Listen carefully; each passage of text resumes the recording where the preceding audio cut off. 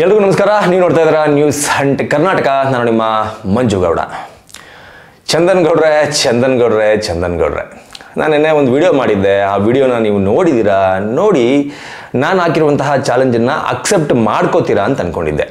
ನಾನು ಆ ವಿಡಿಯೋದಲ್ಲಿ ಹೇಳಿದ್ದೆ, ಏನು ಧರ್ಮಸ್ಥಳದ ವಿಚಾರದಲ್ಲಿ ನೀವು ಇಲ್ಲಿಯವರೆಗೂ ಧರ್ಮಸ್ಥಳದ ಕೇಸ್ನ ವಿಚಾರದಲ್ಲಿ ಯಾವುದೇ ರೀತಿ ಸುಳ್ಳನ್ನು ಹೇಳಿಲ್ಲ ಅಂತ ಆದರೆ ನೀವು ಸುಳ್ಳನ್ನು ಹೇಳಿದಿರಾ ಅನ್ನೋದನ್ನು ನಾನು ಪ್ರೂವ್ ಮಾಡ್ತೀನಿ. ಅದಕ್ಕೆ ನನಗೆ ನಿಮ್ಮ ಪರ್ಮಿಷನ್ ಬೇಕು. ನಿಮ್ಮ ಚಾನಲ್ನಲ್ಲಿ ಅಪ್ಲೋಡ್ ಆಗಿರುವ ಧರ್ಮಸ್ಥಳದ ಕೇಸ್ಗೆ ಸಂಬಂಧಪಟ್ಟಂತೆ ಅಪ್ಲೋಡ್ ಆಗಿರುವ ವಿಡಿಯೋಗಳನ್ನು ನಾನು ಯೂಸ್ ಮಾಡ್ಕೋತೀನಿ. ಯೂಸ್ ಮಾಡಿಕೊಂಡು ನೀವೇನು ಸುಳ್ಳನ್ನು ಹೇಳಿದಿರಾ ಅಂತ ಜನರಿಗೆ ತಿಳಿಸ್ತೀನಿ. ಅದಕ್ಕೆ ನಿಮ್ಮ ಪರ್ಮಿಷನ್ ಬೇಕು. ನೀವು ಯಾವುದೇ ಕಾರಣಕ್ಕೂ ಕಾಪಿರೈಟನ್ನು ಕೊಡಲ್ಲ ಅಂತ ಒಂದು ಪರ್ಮಿಷನನ್ನು ಕೊಟ್ಬಿಡಿ. ಆ ಪರ್ಮಿಷನನ್ನು ಕೊಟ್ಟರೆ ನಾನು ನಾಳೆ ಅಂದರೆ ಇವತ್ತು ಸಂಜೆ ಆ ವಿಡಿಯೋವನ್ನು ಬಿಡ್ತೀನಿ ಅಂತ ಹೇಳಿದ್ದೆ.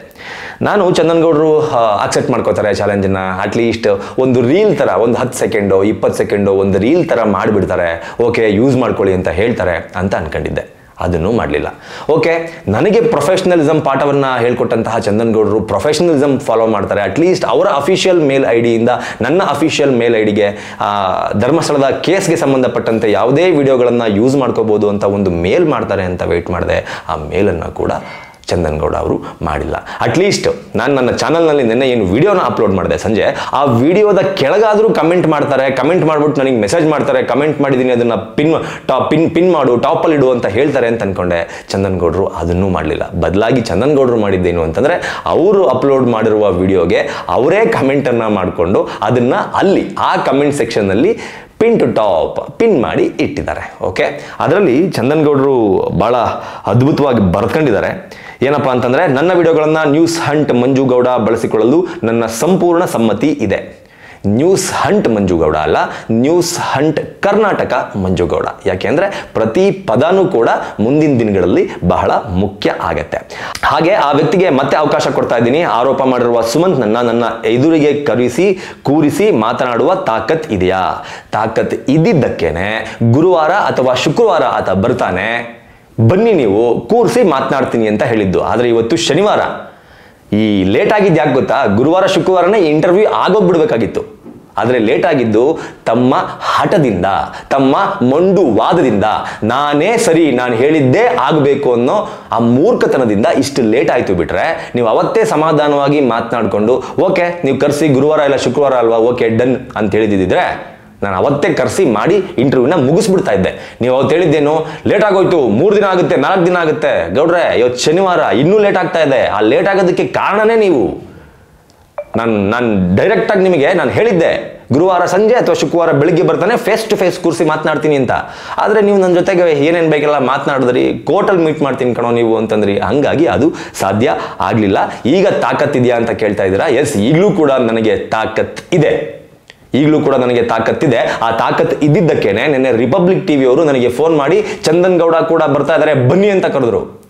ನಾನು ಬ್ಯುಸಿ ಇದ್ದೆ. ಆದರೂ ಕೂಡ ಚಂದನ್ ಗೌಡರು ಬರ್ತಾ ಇದ್ದಾರಲ್ಲ, ಚಂದನ್ ಗೌಡರು ಬರ್ತಾ ಇರಬೇಕಾದ್ರೆ ನಾನು ಕೂಡ ಹೋಗಲೇಬೇಕು ಅನ್ನೋ ಕಾರಣಕ್ಕೋಸ್ಕರ ನಾನು ಹೋದೆ. ಆದರೆ ಅಲ್ಲಿ ಹೋದ್ಮೇಲೆ ನನಗೆ ನಿಜವಾಗ್ಲೂ ಬೇಜಾರಾಯಿತು. ಅಲ್ಲಿ ಆ್ಯಂಕರ್ಗಳಿಗೆ ಅಥವಾ ಒಂದಷ್ಟು ಜನ ಎಂಪ್ಲಾಯೀಸ್ಗಳಿಗೆ ತುಂಬ ಕೇಳಿದೆ, ಚಂದನ್ ಗೌಡರು ಬಂದಿಲ್ವಾ, ಅಟ್ಲೀಸ್ಟ್ ದಯವಿಟ್ಟು ಫೋನೋ ತಗೊಳ್ಳಿ ಅಥವಾ ವಿಡಿಯೋ ಕಾಲಲ್ಲಿ ಕಾನ್ಫರೆನ್ಸ್ ತಗೊಳ್ಳಿ, ಒಂದು ಲೈವ್ ತಗೊಳ್ಳಿ, ಅವರಿಗೆ ಪ್ಲಾಟ್ಫಾರ್ಮ್ ಬೇಕು ಅಂತ ಹೇಳ್ತಿದ್ದಾರೆ. ನಾನಿದ್ದೀನಿ, ಸುಮಂತ್ ಇದ್ದಾರೆ, ಚಂದನ್ ಗೌಡನು ಬಂದ್ಬಿಟ್ರೆ ಇಡೀ ಕರ್ನಾಟಕ ಲೈವಲ್ಲಿ ನೋಡ್ಬಿಡುತ್ತೆ.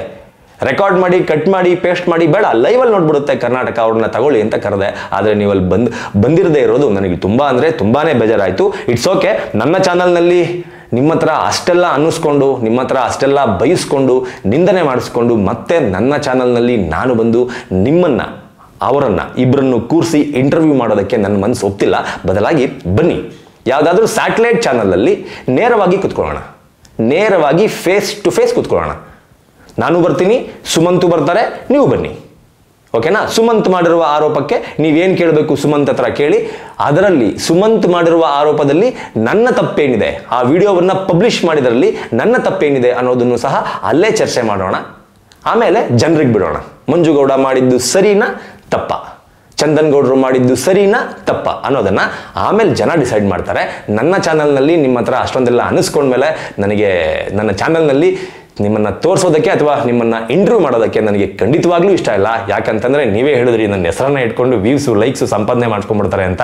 ಆ ಥರ ಯಾವುದೇ ಶೋಕಿ ಆ ಥರ ಯಾವುದೇ ದರ್ದು ನನಗಿಲ್ಲ. ಹಾಗಾಗಿ ನಿಮ್ಮ ಇಂಟರ್ವ್ಯೂನ ನನ್ನ ಚಾನಲ್ನಲ್ಲಿ ಮಾಡೋದಕ್ಕೆ ನಾನು ರೆಡಿ ಇಲ್ಲ.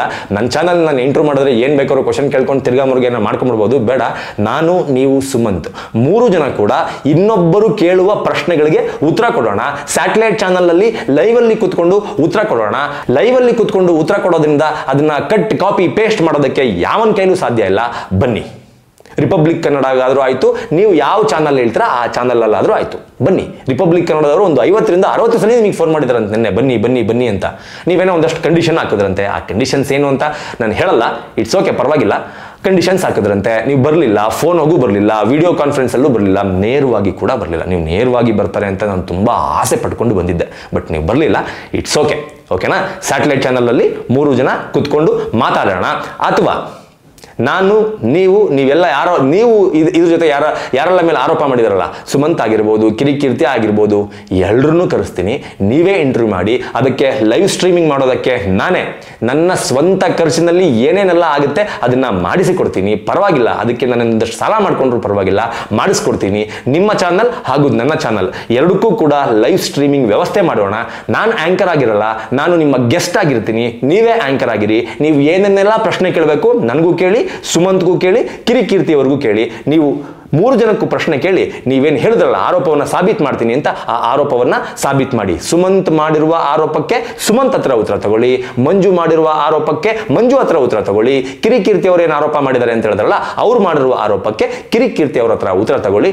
ನನ್ನ ಚಾನಲ್ನಲ್ಲಿ ಯಾವುದೇ ಕಾರಣಕ್ಕೂ, ಐ ಆಮ್ ಡ್ಯಾಮ್ ಕ್ಲಿಯರ್, ನನ್ನ ಚಾನಲ್ನಲ್ಲಿ ಯಾವುದೇ ಕಾರಣಕ್ಕೂ ನಾನೊಬ್ಬನೇ ಬಂದು ನಿಮ್ಮ ಇಂಟರ್ವ್ಯೂನ ಮಾಡೋದಕ್ಕೆ ಇಷ್ಟ ಇಲ್ಲ. ಅದು ಯಾಕಪ್ಪ ಅಂತಂದರೆ ನೀವು ನನ್ನ ಮೇಲೆ ಬಳಸಿದ ಪದ ಪ್ರಯೋಗಗಳಿಂದ ಅಷ್ಟೇ. ಅದ್ರ ಜೊತೆಗೆ ಇನ್ನೊಂದು ಮಾತನ್ನ ಹೇಳಿದ್ರ, ಇನ್ನೊಂದು ಇಂಪಾರ್ಟೆಂಟ್, ನಾವು ಇಬ್ಬರು ಅಂದು ಮಾತನಾಡುವ ಭರದಲ್ಲಿ ಕೋಪಗೊಂಡು ಬೈದಾಡಿಕೊಂಡ ಆಡಿಯೋವನ್ನ ನಾನೇ ಪ್ರಸಾರ ಮಾಡ್ತೀನಿ. ಮಂಜು ಗೌಡಗೆ ಒಪ್ಪಿಗೆ ಇದೆಯೇ? ಇದಕ್ಕೆ ಆರಂಭ ಯಾರು ಮಾಡಿದ್ದು ಅನ್ನೋ ಸತ್ಯ ಜನರಿಗೆ ತಿಳಿಯಲಿ. ಓಕೆನಾ. ನನ್ನ ಅಭ್ಯಂತರ ಏನೂ ಇಲ್ಲ ಚಂದನ್ ಗೌಡ್ರೆ, ನನ್ನ ಅಭ್ಯಂತರ ಏನೂ ಇಲ್ಲ. ಆದರೆ ಆ ಆಡಿಯೋ ಕಟ್ ಅಂಡ್ ಪೇಸ್ಟ್ ಆಗಬಾರ್ದು. ಆ್ಯಸ್ ಇಟ್ ಈಸ್ ಹೆಂಗಿದೆ ಹಾಗೆ ಬರಬೇಕು ಆಡಿಯೋ. ಆ ಆಡಿಯೋದಲ್ಲಿ ಫಸ್ಟು ಹೇಯ್ ನಿನ್ನ ಗಂಡಸೇನೋ, ನಿನ್ನ ಜನ್ಮಕ್ಕೆ ಥೂ ಅಂತ ಉಗಿದಿದ್ದು ಯಾರು? ಆ್ಯಂಡ್ ದೆನ್ ನೋಡ್ತಿರುವಂತಹ ಆಡಿಯನ್ಸಿಗೆ ಕೇಳ್ತೀನಿ, ಈ ಥರ ಯಾರಾದರೂ ನಿಮ್ಮ ಎದುರಿಗೆ ಬಂದು ನಿಂತ್ಕೊಂಡು ಏಯ್ ನಿನ್ನ ಗಂಡಸೇನೋ, ನಿನ್ನ ಯೋಗ್ಯತೆಗೆ ಥೂ ಅಂತ ಉಗಿದ್ರೆ ನೀವು ಸಾರ್ ಏನು ಸಾರ್ ಹಿಂಗೆ ಮಾತಾಡ್ತಿದ್ದೀರಾ, ಪ್ಲೀಸ್ ಸಾರ್ ಅಂತ ಗೋಗರಿತೀರೋ, ಅಥವಾ ನೆಕ್ಸ್ಟು ಯಾವ ರೀತಿ ರಿಪ್ಲೈ ಕೊಡ್ತೀರಾ? ಪ್ಲೀಸ್ ಕಮೆಂಟ್ ಸೆಕ್ಷನಲ್ಲಿ ತಿಳಿಸಿ. ನಂಗೆ ತುಂಬ ಇದಾಗ್ತಿದೆ, ಅಂದರೆ ಕನ್ಫ್ಯೂಸ್ ಆಗ್ತಾಯಿದೆ. ಹೌದಾ, ನಾನು ಅಷ್ಟೆಲ್ಲ ಚಂದನ್ ಗೌಡ ಅಂದಾಗೂ ಕೂಡ ನಾನು ಸುಮ್ಮನೆ ಇರಬೇಕಿತ್ತ, ನಾನೇನು ಮಾತನಾಡಬಾರ್ದಾಗಿತ್ತ ಅಂತ ನನಗೆ ಡೌಟ್ ಆಗ್ತಿದೆ. ನೀವಾಗಿದ್ದರೆ ಏನು ಮಾಡ್ತಾ ಇದ್ರಿ? ದಯವಿಟ್ಟು ಅದನ್ನು ಕಮೆಂಟ್ ಸೆಕ್ಷನಲ್ಲಿ ತಿಳಿಸಿ. ಚಂದನ್ ಗೌಡರು ಭಾಳ ಒಳ್ಳೆ ಪದಗಳನ್ನ ಯೂಸ್ ಮಾಡಿದ್ದಾರೆ. ಮಾತನಾಡುವ ಬರದಲ್ಲಿ, ಎಸ್, ಮಾತನಾಡುವ ಬರದಲ್ಲಿ ಚಂದನ್ ಗೌಡ ಮಾತನಾಡಿರೋದು ನಿಜ, ನಾನು ಮಾತನಾಡಿರೋದು ನಿಜ. ನಾನೇನು ಮಾತನಾಡಿಲ್ಲ, ನಾನು ತುಂಬ ಸಾಚ, ನನಗೆ ಚಂದನ್ ಗೌಡರು ಭಾಳ ಬಾಯಿಗೆ ಬಂದಂಗೆ ಬೈದು ಬಿಟ್ರು, ನಾನು ಅವ್ರ ಹತ್ರ ಬೈಸ್ಕೊಂಡ್ಬಿಟ್ಟೆ ಅಂತ ನಾನು ಎಲ್ಲೂ ಹೇಳಿಲ್ಲ, ಹೇಳೋದೂ ಇಲ್ಲ. ಸೊ ನನ್ನ ಕಡೆಯಿಂದ ಪರ್ಮಿಷನ್ ಇದೆ. ನೀವು ಬೇಕು ಅಂತಂದರೆ ಆ ಆಡಿಯೋನ ಪಬ್ಲಿಷ್ ಮಾಡಬಹುದು, ನನ್ನ ಅಭ್ಯಂತರ ಏನೂ ಇಲ್ಲ ಚಂದನ್ ಗೌಡ್ರೆ. ಅದ್ರ ಜೊತೆಗೆ ಫೈನಲ್ ಆಗಿ ನೀವು ಹೇಳಿರುವಂಥದ್ದು ಏನಪ್ಪ ಅಂತಂದರೆ, ಗುಡ್ ಲಕ್ ಮಂಜಾ, ಸಿ ಯು ಸೂನ್ ಅಂತ. ಸೂಪರ್. ಮತ್ತೆ ಏಕವಚನದ ಪದಪ್ರಯೋಗ, ಗುಡ್ ಲಕ್ ಮಂಜಾ ಅಂತ. ಈ ಒಂದು ಇದಕ್ಕೆ, ಈ ಪದಪ್ರಯೋಗಕ್ಕೆ ಲೈ ಚಂದನ್ ಅಂತ ನಾನು ಅನ್ಬೋದು, ಆದರೆ ನಾನು ಅನ್ನಲ್ಲ. ಚಂದನ್ ಗೌಡ್ರೆ ಪರವಾಗಿಲ್ಲ, ನಿಮಗಿಂತ ವಯಸ್ಸಿನಲ್ಲಿ ಬಹಳ ಚಿಕ್ಕವನಾದಂತಹ ಸುಮಂತ್ ಏನಾದರೂ ನಿಮಗೆ ಏಕವಚನದಲ್ಲಿ ಮಾತನಾಡಿದ್ಬಿಟ್ರೆ 10 ಉರಿದು ಬಿಡುತ್ತೆ. ಬಟ್ ನನಗಿಂತ ವಯಸ್ಸಿನಲ್ಲಿ ಚಿಕ್ಕವರಾಗಿರೋ ತಾವು ನನ್ನನ್ನು ಏಕವಚನದಲ್ಲಿ ಮಂಜಾ ಗಿಂಜಾ ಅಂದರೆ ನಮಗುರಿ ಅಲ್ವೇ? ಪರವಾಗಿಲ್ಲ. ಆದರೂ ಕೂಡ ನಾವು ಪ್ರೊಫೆಷ್ನಲಿಸಮನ್ನು ಫಾಲೋ ಮಾಡೋರು, ಪ್ರೊಫೆಷ್ನಲ್ ಎಥಿಕ್ಸನ್ನು ಫಾಲೋ ಮಾಡೋರು. ತಾವು ನನಗೆ ಏಕವಚನದಲ್ಲಿ ಮಂಜಾ ಅಂತ ಕರೆದ್ರಿ ಅಂದ್ಬಿಟ್ಟು ನಾನು ನಿಮಗೆ ಚಂದನ್ ಅಂತ ಕರೆದ್ರೆ ಏಕವಚನದಲ್ಲಿ ಕರೆಕ್ಟ್ ಬರುತ್ತೆ. ಕರೆದ್ರೆ ನನಗೂ ನಿಮಗೂ ಏನ್ರಿ ವ್ಯತ್ಯಾಸ ಇರುತ್ತೆ? ನನ್ನತನ ನನಗಿರಲಿ, ನಿಮ್ಮತನ ನಿಮಗಿರಲಿ. ಪ್ರಪಂಚ ನೋಡ್ತಾ ಇದೆ ನೀವು ಯಾವ ರೀತಿ ಯಾರಿಗೆಲ್ಲ ರೆಸ್ಪೆಕ್ಟ್ ಕೊಟ್ಟು ಮಾತಾಡ್ತಾ ಇದ್ದಾರೆ ಅಂತ. ಅದೇ ಪ್ರಪಂಚ ನೋಡ್ತಾ ಇದೆ ನಾನು ಯಾವ ರೀತಿ ಯಾರಿಗೆ ರೆಸ್ಪೆಕ್ಟನ್ನು ಕೊಟ್ಟು ಮಾತನಾಡ್ತಾ ಇದ್ದೀನಿ ಅಂತ. ಅದನ್ನು ಜನನೇ ಡಿಸೈಡ್ ಮಾಡ್ತಾರೆ. ಆದರೆ ಚಂದನ್ ಗೌಡ್ರೆ ನೆನಪಿರಲಿ, ನಾನು ಇವತ್ತು ಸಂಜೆ ವಿಡಿಯೋ ಮಾಡಿ ಬಿಡ್ತೀನಿ ಅಂತ ಹೇಳಿದ್ದೆ. ಅದಕ್ಕೆ ಬೇಕಾಗಿರುವಂತಹ ಕ್ಲಾರಿಫಿಕೇಶನ್ ಏನಪ್ಪಾ ಅಂತಂದರೆ, ಎಗೇನ್ ನಾನು ಹೇಳ್ತಾ ಇದ್ದೀನಿ, ನನಗೆ ನಿಮ್ಮ ವಿಡಿಯೋ ಕೆಳಗಡೆ ನೀವು ಹೋಗಿ ಮಾಡಿಕೊಂಡಿರುವಂತಹ ಕಮೆಂಟ್ ಬೇಡ. ಯಾಕೆ ಅಂತಂದರೆ ಅದು ನಾಳೆ ದಿನ ಏನು ಬೇಕಾದರೂ ಆಗಿರ್ಬೋದು. ನಾನು ಮಾಡಿಲ್ಲ, ನಮ್ಮ ಟೀಮ್ ಅವ್ರು ಯಾರೋ ಮಾಡಿರೋದು, ಅದು ನನಗೆ ಗೊತ್ತೇ ಇಲ್ಲ ಅಂತಲೂ ತಾವು ಹೇಳ್ಬಿಡ್ಬೋದು. ಹಾಗಾಗಿ ಆ ಥರ ರಿಸ್ಕನ್ನು ತಗೊಳ್ಳೋದಕ್ಕೆ ನಾನು ರೆಡಿ ಇಲ್ಲ. ಯಾಕಂತಂದರೆ ನನ್ನ ಬಳಿ ಇರೋದು ಒಂದೇ ಒಂದು ಯೂಟ್ಯೂಬ್ ಚಾನಲ್. ನಾನು ತಿನ್ನುವ ಅನ್ನಕ್ಕೆ ಮಣ್ಣು ಹಾಕಿಕೊಳ್ಳೋದಕ್ಕೆ ನಾನು ರೆಡಿ ಇಲ್ಲ. ಅಫಿಷಿಯಲ್ ಆಗಿ ನನ್ನ ಮೇಲ್ ಐಡಿಗೆ ಒಂದು ಮೇಲನ್ನು ಮಾಡಿ, ನನ್ನ ಅಫಿಷಿಯಲ್ ಮೇಲ್ ಐಡಿಗೆ ಒಂದು ಮೇಲನ್ನು ಮಾಡಿ. ನಿಮ್ಮ ಅಫಿಷಿಯಲ್ ಮೇಲ್ ಐಡಿ ಏನು ಅಂತ ನಾನು ನಿಮ್ಮ ಚಾನಲಲ್ಲಿ ನೋಡಿ ತಿಳ್ಕೊಂಡಿದ್ದೀನಿ. ಹಾಗೇನೆ ನನ್ನ ಅಫಿಷಿಯಲ್ ಮೇಲ್ ಐಡಿ ಏನು ಅನ್ನೋದನ್ನ ನೀವು ಕೂಡ ನನ್ನ ಚಾನಲನ್ನು ನೋಡಿ ತಿಳ್ಕೊಳ್ಳಿ. ಅದರ ಜೊತೆಗೆ ಆ ಮೇಲ್ನಲ್ಲಿ ನೀಟಾಗಿ ಮೆನ್ಷನ್ ಮಾಡಿ, ಧರ್ಮಸ್ಥಳ ಕೇಸ್ಗೆ ಸಂಬಂಧಪಟ್ಟಂತಹ ಯಾವುದೇ ವಿಡಿಯೋಗಳನ್ನು ನ್ಯೂಸ್ ಹಂಟ್ ಕರ್ನಾಟಕ ಚಾನಲ್ನ ಮಂಜು ಗೌಡ ಅವರು ಉಪಯೋಗಿಸಿಕೊಳ್ಳಬಹುದು ಅನ್ನೋದನ್ನು ನೀಟಾಗಿ ಮೆನ್ಷನ್ ಮಾಡಿ ಆ ಮೇಲನ್ನು ನನಗೆ ಸೆಂಡ್ ಮಾಡಿ.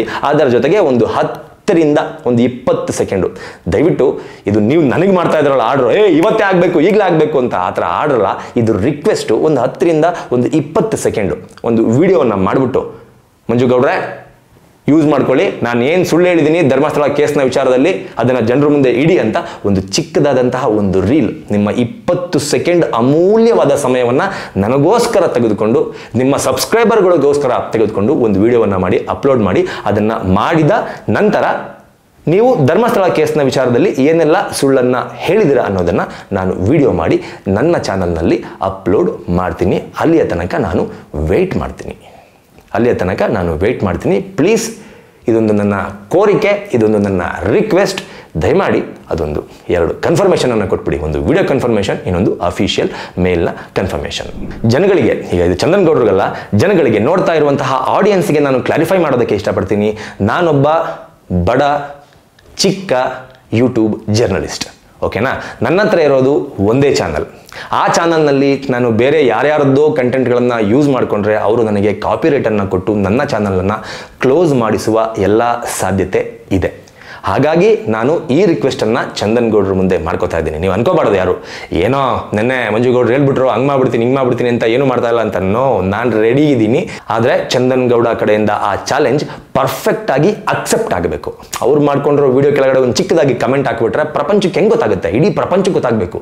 ಈಗ ವಿಡಿಯೋ ಮಾಡಿಕೊಟ್ರೆ ಅವ್ರು ನನಗೆ ಅದನ್ನು ನಾನು ಶೇರ್ ಮಾಡ್ತೀನಿ, ನನ್ನ ಪ್ರೊಫೈಲ್ನಲ್ಲಿ ನಾನು ಶೇರ್ ಮಾಡ್ತೀನಿ.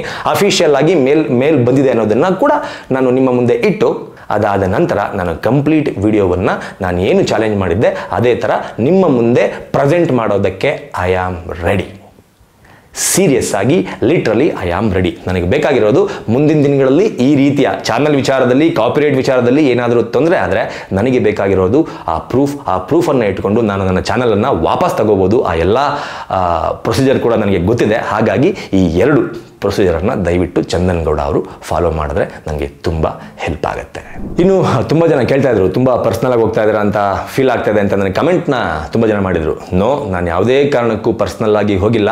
ಪರ್ಸ್ನಲ್ ಆಗಿ ಹೋಗಬೇಕು ಅಂತಂದರೆ ಚಂದನ್ ಗೌಡರಿಗೆ, ಸುಮಂತ್ ಅವರ ಬಗ್ಗೆ ಸಾಕಷ್ಟು ಜನ ಫೋನ್ ಮಾಡಿ ಏನನ್ನ ಹೇಳಿದ್ರಲ್ಲ, ಅದೇ ಥರ ಚಂದನ್ ಗೌಡ ಅವರ ಬಗ್ಗೆ ಕೂಡ ನನಗೂ ಕೂಡ ಫೋನ್ ಮಾಡಿ ಸಾಕಷ್ಟು ಜನ ಸಾಕಷ್ಟು ವಿಚಾರಗಳನ್ನು ಹೇಳಿದ್ದಾರೆ. ಅದು ಅವರ ಪರ್ಸನಲ್, ಪ್ರತಿಯೊಬ್ಬ ವ್ಯಕ್ತಿಗೂ ಅವರ ಪರ್ಸನಲ್ ಲೈಫ್ ಅಂತ ಒಂದಿರುತ್ತೆ. ಆ ಎಲ್ಲವನ್ನೂ ಕೆದ್ಕೋದಕ್ಕೆ ನಾನು ಅಷ್ಟು ಕೆಟ್ಟ ಪತ್ರಕರ್ತ ಅಲ್ಲ, ಅಷ್ಟು ಅಸಹ್ಯದ ವ್ಯಕ್ತಿ ಅಲ್ಲ. ನನ್ನ ಹೋರಾಟ, ನನ್ನ ಪ್ರಶ್ನೆಗಳು ಏನಿದ್ರು ಜರ್ನಲಿಸಮ್ ಎಥಿಕ್ಸ್ಗೆ ಸಂಬಂಧಪಟ್ಟಿದ್ದು, ಅದರ ಜೊತೆಗೆ ಧರ್ಮಸ್ಥಳ ಕೇಸ್ಗೆ ಸಂಬಂಧಪಟ್ಟಿದ್ದು. ಆ ನಿಟ್ಟಿನಲ್ಲಿ ಮಾತ್ರ ನಾನು ಚಂದನ್ ಗೌಡ ಅವರನ್ನು ಪ್ರಶ್ನೆ ಮಾಡ್ತೀನಿ. ಈ ಅಲಿಗೇಷನ್ಸ್ ಸುಮಂತ್ ಅವರ ಕಡೆಯಿಂದ ಬಂದಿರ್ಬೋದು, ಬೇರೆ ಇನ್ಯಾರ ಕಡೆಯಿಂದ ಬೇಕಿದ್ರೂ ಬಂದಿರ್ಬೋದು, ಅದನ್ನು ಚಂದನ್ ಗೌಡ ಅವರು ಅವ್ರ ಹತ್ರನೇ ಪ್ರಶ್ನೆ ಮಾಡಲಿ. ನಾನು ಅವರಿಗೆ ಕೊಟ್ಟಿರುವಂಥದ್ದು ಜಸ್ಟ್ ಪ್ಲಾಟ್ಫಾರ್ಮ್ನ ಬಿಟ್ಟರೆ ಬೇರೆ ಏನೇನೂ ಅಲ್ಲ. ಆ ಪ್ರಶ್ನೆಗಳಿಗೆ ಸರಿಯಾದ ಉತ್ತರವನ್ನು ಅವರೇ ಚಂದನ್ ಗೌಡಗೆ ಕೊಡ್ತಾರೆ ಅಂತ ನಾನು ಭಾವಿಸಿದ್ದೀನಿ. ಆ ಉತ್ತರಗಳನ್ನು ಅವರು ಅವ್ರ ಹತ್ರ ತಗೊಳ್ಳಿ. ಆದರೆ ನನ್ನ ಪ್ರೊಫೆಷನಲಿಸಮ್ನ ಪ್ರಶ್ನೆ ಮಾಡಿದ್ದಕ್ಕೆ ನಾನು ಅವರ ಪ್ರೊಫೆಷನಲಿಸಮ್ನ ಪ್ರಶ್ನೆ ಮಾಡಿಕೊಂಡು ಈ ಒಂದು ಕ್ಲಾರಿಫಿಕೇಶನನ್ನು ಕೇಳ್ತಾ ಇದ್ದೀನಿ. ಎಲ್ಲಿಯವರೆಗೂ ನನ್ನ ಆಡಿಯನ್ಸ್ಗೆ ನಾನು ಪ್ರಾಮಿಸ್ ಮಾಡಿ ಹೇಳ್ತೀನಿ, ಎಲ್ಲಿಯವರೆಗೂ ಚಂದನ್ ಗೌಡ ನನ್ನ ಪರ್ಸನಲ್ ವಿಚಾರಕ್ಕೆ ಬರೋದಿಲ್ವೋ ಅಲ್ಲಿಯವರೆಗೂ ನಾನು ಕೂಡ ಚಂದನ್ ಗೌಡ ಅವರ ಪರ್ಸನಲ್ ವಿಚಾರಗಳಿಗೆ ಹೋಗೋದಿಲ್ಲ. ಪರ್ಸನಲ್ ವಿಚಾರಗಳನ್ನು ತೆಗೆದುಕೊಂಡು ಬಂದು ಚರ್ಚೆ ಮಾಡೋದಕ್ಕೆ ನಾನು ಅಷ್ಟು ಚೀಪ್ ಪತ್ರಕರ್ತ ಅಲ್ಲ. ಹಾಗಾಗಿ ನನ್ನ ವಾದ ಏನಿದ್ರು ಜಸ್ಟ್ ಪ್ರೊಫೆಷನಲಿಸಮ್ನ ಸಲುವಾಗಿ. ಸೊ ದಯಮಾಡಿ ಚಂದನ್ ಗೌಡ್ರೆ, ನನ್ನ ಈ ನಿನ್ನೆಯ ಚಾಲೆಂಜನ್ನು ಹಾಗೂ ಇವತ್ತಿನ ರಿಕ್ವೆಸ್ಟನ್ನು ದಯಮಾಡಿ ಅಕ್ಸೆಪ್ಟ್ ಮಾಡಿ ಅದೊಂದು 2 ವಿಚಾರವನ್ನು ನನಗೆ ಇವತ್ತೇ ಮುಗಿಸ್ಕೊಡಿ. ಇವತ್ತು ಮುಗಿಸ್ಕೊಟ್ರೆ ಅಟ್ಲೀಸ್ಟ್ ಇವತ್ತು ಸಂಜೆ ಅಥವಾ ನಾಳೆ ಬೆಳಗ್ಗೆ ಅಥವಾ ನಾಳೆ ಸಂಜೆ ಒಳಗಡೆ ಆ ವಿಡಿಯೋನ ನಾನು ಬಿಡೋದಕ್ಕೆ ರೆಡಿ ಇದ್ದೀನಿ. ನಮಸ್ಕಾರ.